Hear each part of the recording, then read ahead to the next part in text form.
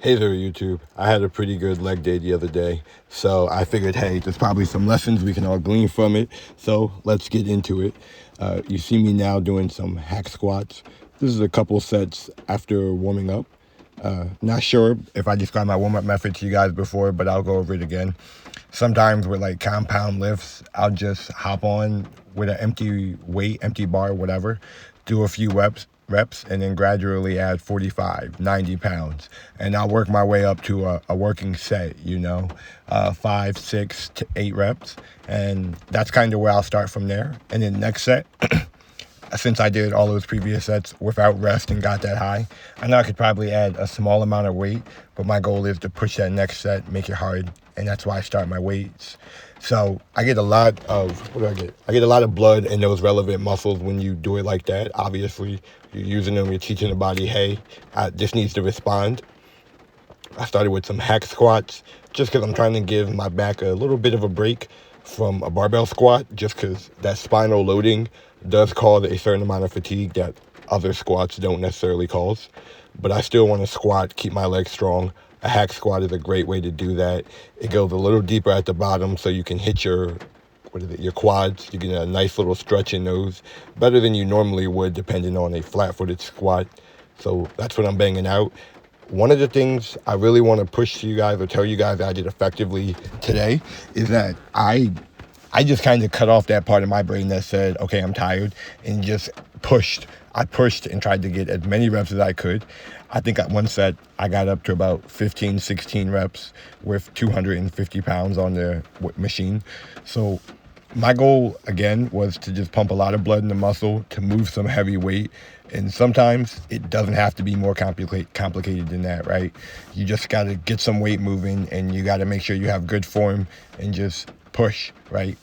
You've got to turn off that governor of your brain that is like mostly interested in self-preservation, that doesn't want to push and really get into the nitty-gritty. And you got to do that. And sometimes when you train alone, that's a little harder to pull out of yourself. It's much easier training with others, like training in a group environment, just having people yell at you, people motivate you. It's easier to push beyond what you think. But when you're working out alone, you still need to have that in your back pocket. You still need to know some days you just need to go buckle out on the machine. You just need to move some weight and just do a crazier amount of reps, right? Sometimes you just got to push. And that's a really good lesson in just not only maintaining your gains, but making sure you don't plateau. Because it's so easy to become content. If you become the strongest person in your gym whenever you go, you're lifting the most weight. What's to motivate you to push more weight? You got to be the thing that motivates you to go harder in the gym time after time after time, right? These squats, they are still going on, right? This was like a 2-minute set. It felt excruciatingly painful, and I didn't think I could go on beyond rep 5, and I just kept going. Like, my face is straight misery, and I just kept pumping them out, getting good reps, right? And like, hard work is seldom wasted. So that effort you put into the gym, whether you see it directly or not, when you try to express the strength, best believe that you've got something out of the effort, right? Mental toughness, physical toughness, there's always something to gain. We're moving on. You see me doing some RDLs right now. Again, I'm just trying to take that stress off my lower back, but still work some heavy compounds.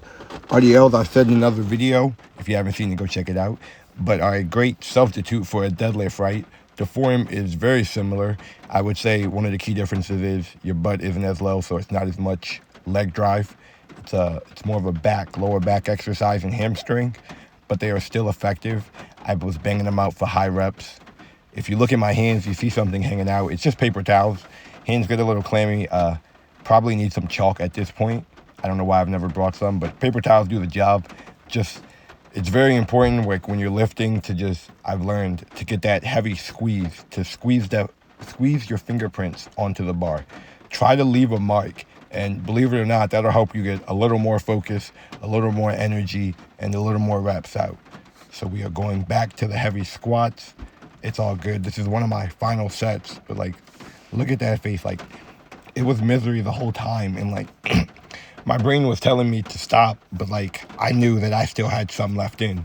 And so this is the effort that you need to pull out. Now, if I could pull this effort out on my bench days, We might see that road to 315 bench happen a little sooner, but that's neither here nor there.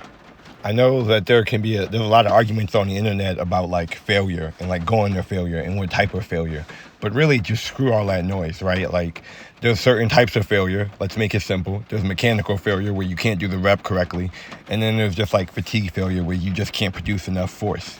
Like if we keep it that simple, sometimes you do need to go to failure. Not every time, right? Because you got to balance that stimulus, but sometimes it is effective to push, and to push your muscles into a state of over recovery, right?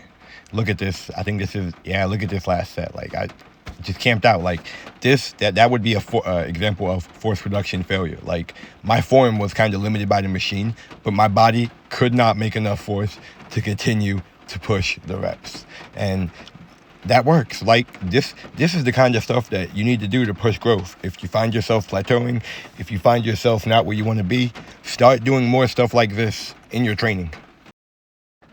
Moving on back to the RDLs, another reason why these are my favorite exercise, or one that I like a lot.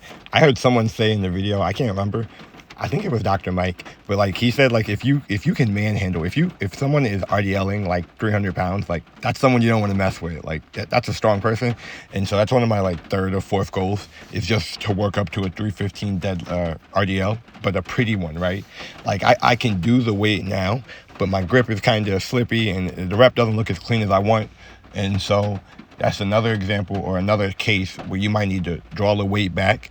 You might need to hit those lower percentages from like 70 to 80%, like of your max, even like 60, right? It can all be effective, and just bang out some high reps, focus on those issues that you were struggling with before, right? And another thing with like learning percentages, because you can only train so high of your max. So knowing your percentages in the gym is going to help you get a lot further than just guesstimating what weight to use. If you know that you went 95% last week, you're probably not going to go 90% this week unless you're kind of simple, right? You need to back off to recover. Likewise, if you're going at 60% of your max, you know that you can still draw up in weight, right? If you're feeling weaker in the gym, you know it's a daily thing. If you're only using 65% of your max, that means you did something wrong in your diet. It doesn't mean you're getting weaker. And you know next week you need to try 65 or even 70 because you know what you're capable of. So percentages are a big one to help you progress in the gym. But on the other side of percentages, it's like keeping in mind the size of the muscle, right? Your triceps, your biceps are not as large as your quads or your hamstrings on the front and back of your legs, right? Larger muscles require more effort. They require more reps, more weight sometimes to trigger growth, as opposed to a smaller muscle, which might not need that much to kind of decimate it and to feel the burn. But that also means with more effort comes more recovery. So you know if you're pushing heavy weight on squats, maybe you're not going to be able to push heavy deads that same week. So maybe you need to switch it up. Heavyweight squats, low weight deads, kind of focus on your form. The next exercise you're doing, I'm sure we've all seen, I mostly see females doing these. I'm going to be real. I don't see guys doing them, but I find them highly effective. This is a cable on my foot. I'm working the hip abductor muscle on the outside of my leg. The reason I find these effective, I know there's the machines you sit in and you squeeze and they kind of orient your legs, but I find that you can go up to 100 to 200 pounds on those.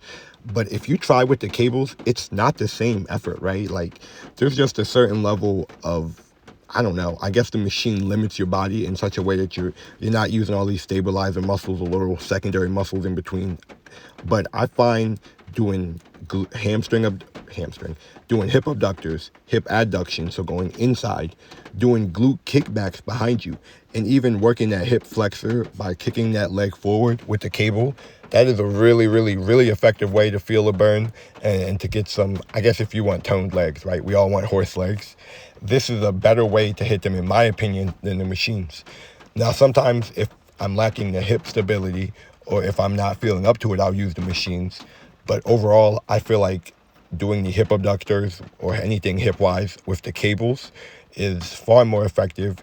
It makes you work more muscles. You you just feel a burn better, and it's just better.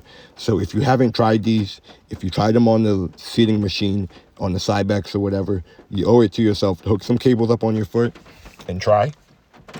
They do have a leg cuff that goes around your foot, but I find that cuff is not really reliable at like higher than 25 to 30 pounds. So don't try it.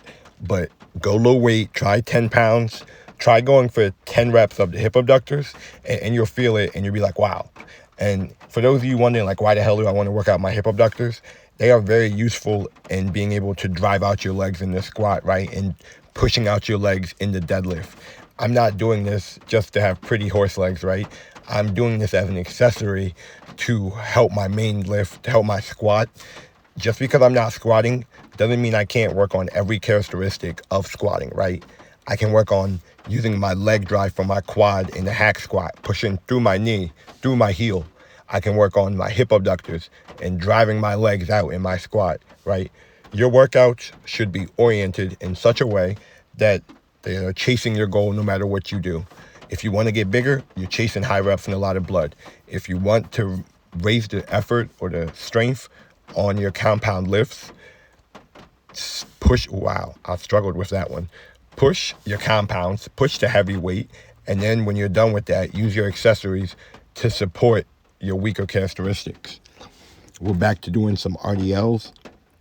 There's a lot of plates on this. I'm not sure what this is. I'm not going to lie. Sometimes I kind of just throw whatever plates on there as long as they add up to kind of throw my brain off because, 3 wheels, sometimes 345s can kind of look a little scary depending on the situation, like if you're overhead pressing or if you're benching. But if you switch the weight up, you kind of get out of your own head. It's the same weight. It looks different. You still lift it. So that's why it's all wonky here. I think there's a 45, a 35, and 3 10s. So yeah, this is like 250, 260 for an RDL. These were pretty hard, but they were very fun. Like, I feel like I got a good stretch, right? My goal was to go slow on the eccentric down to the floor, go as deep as I can, get a nice stretch from the back of my legs to my hams or to my lower back, and then try to explode up, try to come up forcefully, right? Watch this. Like, yeah, they always feel faster in person, but this is what we're getting here today. So before we close out, I just want to say something real fast about the RDLs. Like, I don't struggle to get mine to the floor just because I've been a little flexible from like my past exercise history. But like, if you do struggle, that should be your goal, right? You want to feel a stretch. And conversely, I don't always feel a stretch when I go down to the floor. So I have to really push my hips back and really focus on my hamstrings to feel a stretch. So that's just another quick tip. Tension, stretching, call this growth. If you made it this far, thank you guys for watching. As always, let's keep going and let's keep getting stronger.